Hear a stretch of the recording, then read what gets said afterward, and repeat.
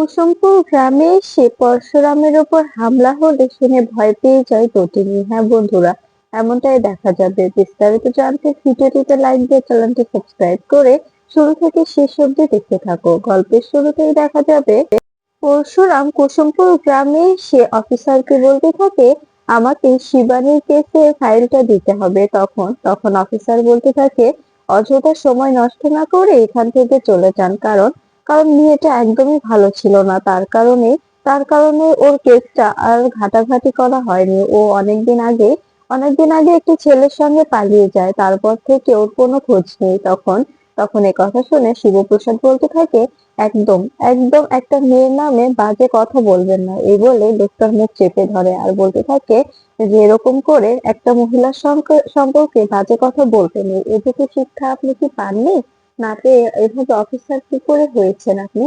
তখন দেখা যায় অফিসার বলতে থাকে, আপনি এভাবে আমার মুখ ধরে আমার মুখটা বন্ধ করতে পারবেন না। আর আপনি চাইলেও শিবানীর কেসটা সলভ করতে পারবেন না। কারণ ব্যাপারটা অনেক গভীরে। আর মেয়েটা দুশ্চরিত্রা ছিল, তার কারণে মেয়েটাকে আর খোঁজা হয়নি। তখন এই কথা শুনে শিবপ্রসাদ বলতে থাকে, আপনি ফাইলটা দেবেন কি দেবেন না? ঠিক তখনই লোকটা চলে যায়। তখন প্রতিদিন ফোন করে বলতে থাকে, তুমি কি পৌঁছে গেছো?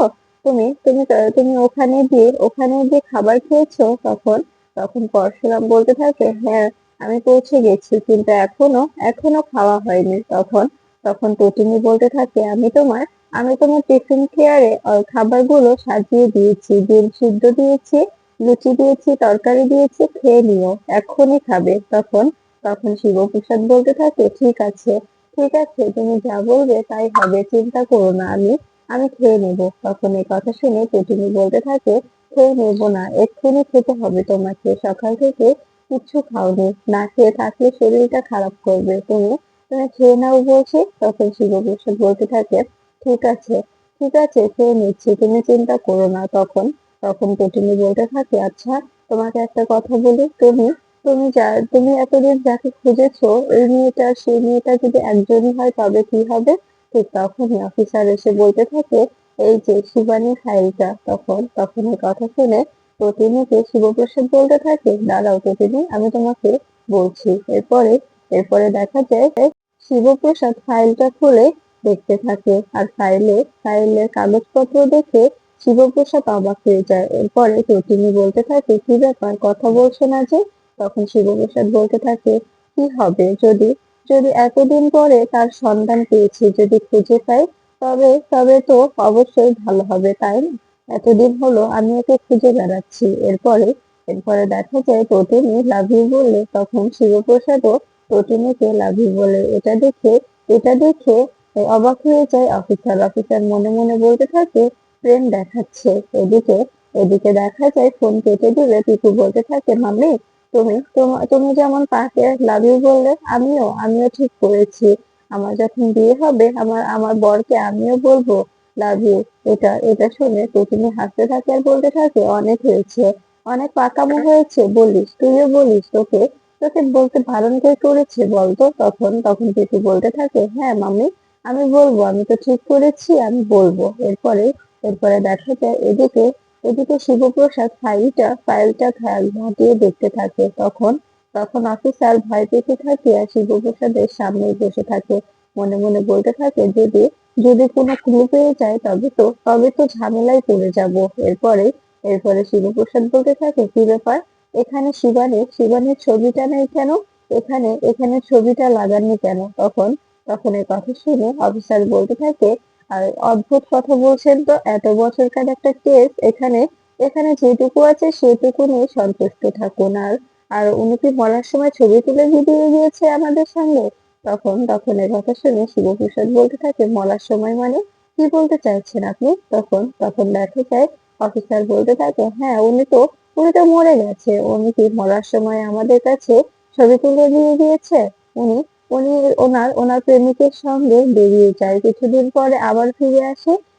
তখন ওনার হাজবেন্ড ওকে অনেক বকাবকি করলে উনি আত্মহত্যা করে। এই কথা শুনে শিবপ্রসাদ বলতে থাকে, এটা কিরকম করে মরে গেছে কি বেঁচে আছে, সেটা উদ্ঘাটন করার দায়িত্ব আমার। আপনি শুধু আমাকে ডকুমেন্টস গুলো ঠিকঠাক ভাবে দিয়ে দিন, তা না হলে কিন্তু আপনার আপনার ক্ষতি হবে। ঠিক তখনই বলরাম ফোন করলে শিবপ্রসাদ বলতে থাকে, হ্যাঁ বলরাম বল। তখন বলরাম বলতে থাকে, পৌঁছে গেছিস বস? তখন শিবপ্রসাদ বলতে থাকে, হ্যাঁ পৌঁছে গেছি। এ কথা শুনে বলরাম বলতে থাকে, আমি কি আসবো, আসতে হবে আমাকে? তখন পরশুরাম বলতে থাকে, এখন নয়, সময় হলে তোকে আমি দেখে নেব। তখন বলরাম বলতে থাকে, আমি কিন্তু খোঁজ নিয়ে রেডি আছি, যে মুহূর্তে দরকার হবে শুধু শুধু একবার ফোন করে দিবি, আমি চলে আসবো, তুই একদম একদম চিন্তা করবি না। তখন পরশুরাম বলতে থাকে, ঠিক আছে, তুই চিন্তা করিস না, প্রয়োজন হলে আমি তোকে জানিয়ে দেবো, আর প্রয়োজন না হলে বিধায় এসে এসে কি হবে বল? এখানে মিছামিছি এসে সময় নষ্ট করতে হবে না, তুই ওদিকটা সামলা। আমি যদি কোনো বিপদে পড়ি, কোনো দরকার হয় তোকে, তবে আমি অবশ্যই জানাবো, তুই চলে আসিস। তখন বলরাম বলতে থাকে, ঠিক আছে, তুই চিন্তা করিস না, আমি সবসময় রেডি থাকবো, আমি সবসময় যাওয়ার জন্য প্রস্তুত হয়ে থাকবো, তুই শুধু একটাবার ফোন করলেই হয়ে যাবে। এরপরে দেখা যায়, তখন ফোনটা কেটে দিলে শিবপ্রসাদ বলতে থাকে, আমি তো বুঝতে পারছি না এই কেসের কোন কিলারা কোন দিকে যাবে। আমি সত্যিই কি শিবানীর কাছে এগোচ্ছি? যদি শিবানীর কাছে এগোই, তবে আমার তটিনীর কি হবে? তখন দেখা যায়, এই বলেই শিবপ্রসাদ কপালে হাত দেয় আর বলতে থাকে, আমি কিচ্ছু বুঝতে পারছি না, আমি এখন কি করব? এরপরে দেখা যায় শিবপ্রসাদ অফিসারকে বলতে থাকে, ঠিক আছে, আমি আসছি। তখন অফিসার বলতে থাকে, আপনি কোথায় যাচ্ছেন? তখন শিবপ্রসাদ বলতে থাকে, এখন গন্তব্য একটা শিবানের গ্রাম। এই কথা বলেই সেখান থেকে বেরিয়ে যায় শিবপ্রসাদ। এরপরে বাইরে এসে বলতে থাকে, এই অফিসারটা কোনো না কোনো কিছু জানে, এনাকে দেখে কেমন যেন রহস্যজনক মনে হচ্ছিল। লোকটা খুব ধুরন্ধর, লোকটাকে দেখেই মনে হচ্ছে যে উনি উনি কোনো কিছু জানে, কিন্তু উনি মুখ খুলছে না। ওনাকে অবশ্যই মুখ খোলাতে হবে, মুখ না খুললে তো হবে না, মুখ খোলাতেই হবে যে করেই হোক। ঠিক তখনই শিবপ্রসাদের সামনে কিছু লোক এসে লাঠি নিয়ে দাঁড়ায়, আর শিবপ্রসাদকে বলতে থাকে, ঠিক যে পথ দিয়ে এসেছেন সে পথ দিয়ে চলে যান, যদি যদি জীবনটা বাঁচাতে চান, তবে ঠিক যে পথ দিয়ে এসেছেন ঠিক সেই পথ দিয়ে চলে যান। এখানে এখানে থাকতে গেলে কিন্তু আপনার প্রাণ নিয়ে ফেরাটা বড় দায়ী হয়ে দাঁড়াবে। তখন এ কথা শুনে শিবপ্রসাদ বলতে থাকে, আমি দেখি কি করে আপনারা আমাকে মারেন, কিচ্ছু করতে পারবেন না, কিচ্ছু না। আমি হচ্ছে একজন অবতার, সেই অবতারকে মারা এতটাও সহজ নয়, আপনাদের মতো কুলাঙ্গাররা কেউ আমাকে মারতে পারবে না। আপনারা কেন ভয় পাচ্ছেন? যে শিবানীর কেসটা নিয়ে লড়লে আপনারা কি ফেঁসে যাবেন? তার মানে সত্যি কি আমি ঠিক পথে এগোচ্ছি? আপনারা শিবানীকে কোনো না কোনো জায়গায় বন্দি করে রেখেছেন, আর তা না হলে আপনারা ওকে মেরে ফেলেছেন। এই কেসটা অবশ্যই আমি সলভ করব, তারপরে এই গ্রাম থেকে বেরোবো। এই কথা শুনে লোকগুলো শিবপ্রসাদকে মারতে আসে। তখন শিবপ্রসাদ তাদের সঙ্গে মারামারি করতে থাকে আর বলতে থাকে, আমরা হচ্ছে প্রশিক্ষণ প্রাপ্ত, আমাদের সঙ্গে পেরে ওঠা এতটাও সহজ নয়। তোমরা আমার সঙ্গে পারবে না, বিধায় শরীরটা ব্যথা করতে এসেছো। এরপরে সবাই চলে গেলে তখন দেখা যায় তটিনী ফোন করে বলতে থাকে, কি করছো তুমি? তখন শিবপ্রসাদ বলতে থাকে, তটিনী, একটু আগে আমার উপর হামলা হয়েছিল। এ কথা শুনে অবাক হয়ে যায় তটিনী ভয় পেয়ে যায়। তখন শিবপ্রসাদ বলতে থাকে, হ্যাঁ হ্যাঁ তটিনী, তুমি চিন্তা করো না, কিন্তু আমি ওদেরকে একটা একটা করে মেরেছি, ওরা এখন সবাই পালিয়ে গেছে। তখন এ কথা শুনে তটিনী বলতে থাকে, তোমাকে ও গ্রামে যেতে হবে না, তুমি ফিরে এসো। তখন শিবপ্রসাদ বলতে থাকে, তুমি চিন্তা করো না তটিনী, আমি এখন ফোনটা রাখছি। এই বলে ফোনটা কেটে দেয় শিবপ্রসাদ। তখন দেখা যায় এদিকে হঠাৎ তটিনীর ফোনে আরেকটা ফোন আসে। তখন ফোনটা রিসিভ করতে ওপাশ থেকে বলতে থাকে, আপনি কি শিবপ্রসাদ গাঙ্গুলির ওয়াইফ? তখন তটিনী বলতে থাকে, হ্যাঁ আমি শিবপ্রসাদ গাঙ্গুলির ওয়াইফ, কেন, কি হয়েছে? তখন দেখা যায় ওপাশ থেকে বলতে থাকে, আপনার বরকে শিবানীর কেসটা নিয়ে লড়তে বারণ করুন, ওকে এই কেসটা নিয়ে ঘাঁটতে বারণ করুন, তা না হলে কিন্তু এবার বেঁচে গেছে, কিন্তু এর পরের বার কিন্তু আর বাঁচতে পারবে না। আপনার যদি সিঁদুর অক্ষয় রাখতে চান, তবে ওনাকে বলুন ওখান থেকে বেরিয়ে আসতে, তা না হলে তা না হলে কিন্তু খারাপ হয়ে যাবে। ওনার আয়ু যদি বাড়াতে চান তবে ওনাকে ওনাকে কুসুমগ্রাম থেকে ফিরে আসতে বলুন। তা না হলে কিন্তু আপনি আপনার স্বামীর লাশটা পাবেন, আপনার স্বামীকে নয়। এদিকে শিবপ্রসাদ একটি গাছের নিচে বসে খাবার খাচ্ছে। তখনই দেখা যায় তটিনী ফোন করলে তটিনী বলতে থাকে, তুমি কোথায়? তখন শিবপ্রসাদ বলতে থাকে, কেন? আমি তো কুসুম গ্রামে, কি হয়েছে তোমার? তখন দেখা যায় তটিনী বলতে থাকে, তুমি এক্ষুনি ওখান থেকে চলে আসবে। আমি চাই না তুমি এই কেসটা নিয়ে লড়ো। তখন এ কথা শুনে শিবপ্রসাদ বলতে থাকে, তটিনী কি হয়েছে তোমার? তুমি তো আমাকে এখানে আসতে বলেছিলে। এরপরে তটিনী কাঁদতে থাকে আর বলতে থাকে, আমাকে আমাকে এক্ষুনি একটা উড়ো ফোন দিয়েছিল। আমাকে বলল যে তোমাকে নাকি মেরে ফেলবে। তুমি ওই গ্রামে থাকলে তোমার লাশ আসবে। তুমি নয়, আমি তোমাকে হারাতে চাই না। আমি তোমাকে হারিয়ে বাঁচতে পারবো না। প্লিজ তুমি ফিরে এসো। তোমাকে এই কেসটা নিয়ে লড়তে হবে না। তখন এ কথা শুনে শিবপ্রসাদ বলতে থাকে, তুমি ভয় পাচ্ছ কেন? তুমি জানো না তোমার স্বামী একজন অবতার? তোমার স্বামীকে মারা এতটাও কাম্য নয়। আমাদের এই পেশায় আমাদের জীবনটা সুখে দিতে হয়। যদি যদি জীবনটা চলে যায় তবে আমরা পিছপা হতে পারি না। তুমিও তো এই ডিপার্টমেন্টে আছো, তুমি কি জানো না তটিনী? তখন তটিনী বলতে থাকে, তাই বলে আমি তোমাকে হারাবো?